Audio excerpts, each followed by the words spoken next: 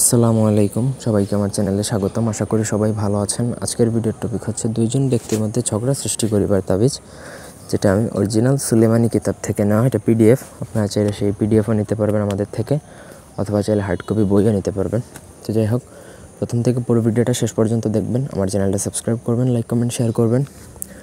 ব্যক্তিগত যে কোনো প্রয়োজন বা যে কোনো কাজের জন্য স্ক্রিনে দেওয়া নাম্বার আছে, সরাসরি ফোনে বা হোয়াটসঅ্যাপে যোগাযোগ করে যে কোনো কাজ করাতে পারবেন দেশ বা দেশের বাইরে থেকে। এটা দ্বারা আপনি যে কোনো দুইজন ব্যক্তির মধ্যে ঝগড়া লাগাতে পারবেন। স্বামী স্ত্রী হতে পারে, প্রেমিক প্রেমিকা হতে পারে, পরকীয়া সম্পর্ক, অবৈধ সম্পর্ক নষ্ট করতে পারেন। তবে এমন ঝগড়া দুজনের মধ্যে লাগাবেন যেটা জায়েজ। অন্যায়ভাবে যে না জায়েজভাবে যদি আপনি করেন, তাহলে সেটা আপনার নিজের ক্ষতি হতে পারে বা আপনি গুনাহগার হবেন। তো স্ক্রিনে দেখুন, নকশাটা খুবই সহজ, ঠিক আছে। দুজন ব্যক্তির ঝগড়া সৃষ্টির জন্য এটা রুটির উপর লিখতে হবে।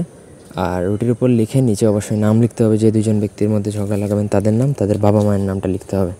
এবং এটা লিখতে হবে হচ্ছে আপনাকে অরিজিনাল জাফরান কালি দ্বারা, অন্য কোনো কালি দ্বারা লিখলে হবে না। কালি যেটার কথা উল্লেখ করা হয়েছে সেটাই আপনাকে ব্যবহার করতে হবে। অন্য কোনো কালি দ্বারা লিখলে হবেও না, আপনি লিখতে পারবেনও না। তো এটার জন্য আপনাকে জাফরান কালি একটা মার্কার পেনের মধ্যে ভরতে হবে, না হলে আপনি লিখতে পারবেন না। এটা দুয়াত কলম দ্বারা রুটির উপর লেখা যায় না।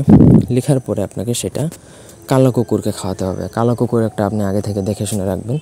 2-1 দিন খাবার দিলে সে প্রতিদিনই আপনার কাছে খাবার খেতে আসবে।